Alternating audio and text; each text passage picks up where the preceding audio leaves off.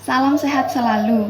Nama saya Gayatri. Perkenalkan, ayah saya namanya Gede Sukarata. Ayah saya sehari-hari di Politeknik Negeri Bali, jurusan Teknik Elektro, Prodi Manajemen Informatika. Mengajar mata kuliah desain grafis, desain web, dan multimedia. Disiplin ilmu ayah saya adalah elektronika murni, tetapi fashionnya adalah desain grafis. Sekian dari saya, silahkan lanjutkan ya. Terima kasih Gayatri.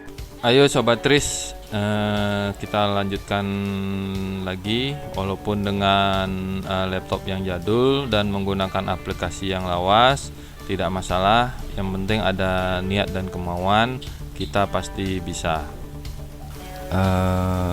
Yang pertama adalah kita harus tahu apa yang dimaksud dengan komunikasi efektif.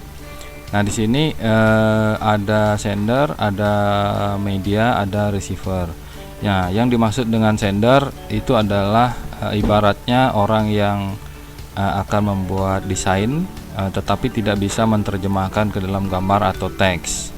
Nah, untuk receiver itu adalah orang yang nantinya akan melihat desain yang dibuat, ya apakah dipahami atau tidak. Itu nanti tergantung di pengolahan di media. Nah, untuk di media itu sendiri, baik mengolah gambar, teks, dan lain sebagainya, harus benar-benar mencerminkan apa yang diinginkan oleh sender. Nah, jikalau misalkan desain yang katakanlah sudah dipublish, sudah dicetak, kemudian dipublikasi, sekiranya tidak dipahami, ya kembali lagi lewat blog feedback, mungkin akan ada perbaikan desain agar benar-benar receiver bisa memahami apa yang dilihat kemudian dirasakan gitu ya. Nah, kalau misalnya nanti berupa animasi, berarti skenarionya yang harus diperjelas gitu ya. Jadi gambar-gambar yang bergerak yang disampaikan lewat animasi tersebut supaya bisa dipahami. Untuk aplikasi program, ada pengolah gambar seperti Photoshop, kemudian CorelDRAW, Freehand, Adobe Illustrator, Inkscape, kemudian GIMP dan lain sebagainya. Ya, untuk pengolah animasi, Image Ready, ada CorelRev, ada Flash, ada Macromedia Director, GIF Animator, Blender dan lain sebagainya. Nah, untuk pengolah animasi itu sama dengan menampilkan gambar 1, gambar 2, 3 dan seterusnya dengan durasi waktu. Untuk bagian layout, di situ saya contohkan ada Microsoft Word, Excel, PowerPoint dan lain sebagainya. Nah, di situ disebut sebagai layout karena ketika kita menginsert picture, ya insert picture from file misalkan, kemudian menunjuk gambar dan gambarnya tampil di lembar kerja Microsoft Word. Nah, disitulah kita bisa sebut itu sebagai layout. Nah, dulu pengalaman saya di Bali Advertiser, layoutnya menggunakan Adobe PageMaker, ya mungkin sekarang namanya Adobe InDesign. Nah, kalaupun misalnya gambar-gambar tersebut di layout misalkan di Frontpage atau Dreamweaver, ya kemungkinan akan menjadi halaman website. Tool drawing digunakan untuk membantu dalam mengolah gambar, kemudian membuat gambar. Nah, di sini contohnya misalkan Photoshop. Kalau Photoshop biasanya saya gunakan untuk mengolah gambar. Kalau CorelDRAW saya gunakan untuk menggambar. Kemudian Freehand juga untuk menggambar. Nah, beberapa tool di aplikasi ini hampir sama. Ya, contoh aja misalkan di Photoshop ada rectangle, di CorelDRAW juga ada rectangle, di Freehand juga rectangle, bahkan di Word pun juga namanya rectangle.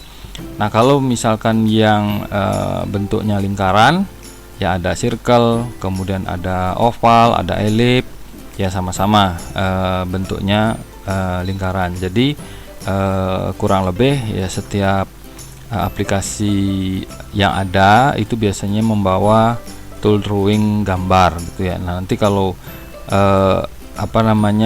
fasilitas yang disediakan masing-masing aplikasi sudah tentu seberapa jauh tool-tool tersebut mendukung aplikasi tersebut.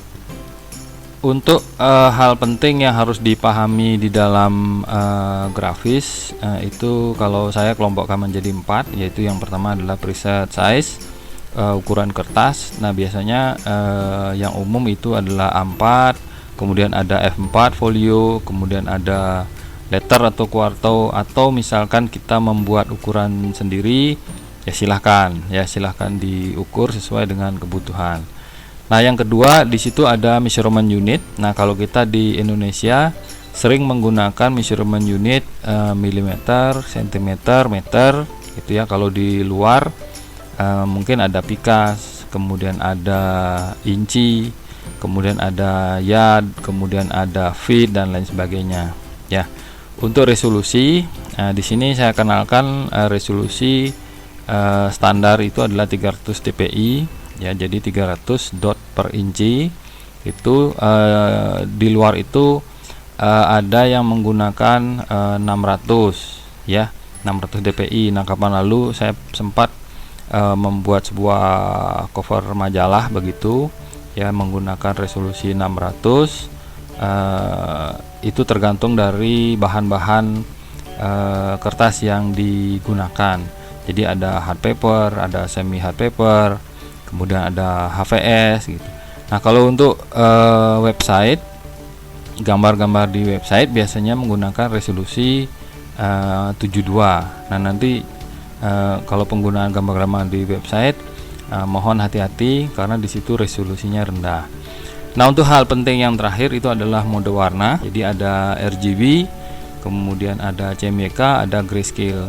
Nah, untuk RGB red, green, blue itu biasanya digunakan untuk menampilkan ke layar ya, jadi ke layar monitor, kemudian ke layar televisi dan lain sebagainya. Nah, untuk CMYK, cyan, magenta, yellow, black itu biasanya digunakan ke percetakan, ke dunia percetakan ya. Jadi nanti ada plat cyan, plat magenta, plat yellow, plat black gitu. Kemudian yang grayscale ya, jadi grayscale orang-orang biasanya nyebut BW gitu ya, black and white. Tapi di situ biasanya klisenya cuman satu aja ya, jadi satu hitam gitu. Nah, untuk alat cetak misalkan kita menggunakan printer ya, berarti mode warna kita abaikan saja ya. Jadi mau RGB, mau CMYK, mau grayscale mungkin tidak akan masalah. Untuk warna putih itu sebenarnya adalah warna hitam ya, jadi dengan hitam dengan konsentrasi dapat menghasilkan warna putih. Contoh misalkan warna hitam dengan konsentrasi 100, maka hitamnya akan pekat. Nah, kalau misalkan hitam itu konsentrasinya 50%, maka hasilnya akan abu-abu. Ketika konsentrasinya 20%, abu-abu muda. Nah, pada saat hitam itu konsentrasinya 0%, maka hasilnya adalah warna putih. Nah, itu bisa kita buktikan ketika mencetak atau ngeprint warna putih, itu printer tidak pernah mengeluarkan warna putih. Untuk dot per inci ini saya comot aja dari internet gitu ya. Jadi untuk gambar-gambar di website itu biasanya 72 dpi.